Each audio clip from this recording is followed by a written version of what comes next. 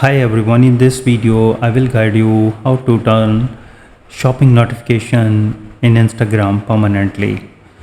First open your Instagram account and then on the bottom right side click on the profile picture and then click on the three lines on the left side and click on the notification and click on this, and here on the bottom of the screen you will see that there is a shopping and you need to click on this little arrow.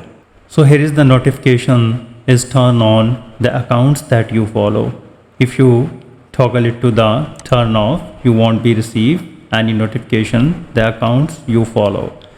And if you want to turn off the notification the based on your activity on Instagram, so if you turn it off, so you won't be receive any shopping notification. So that's all.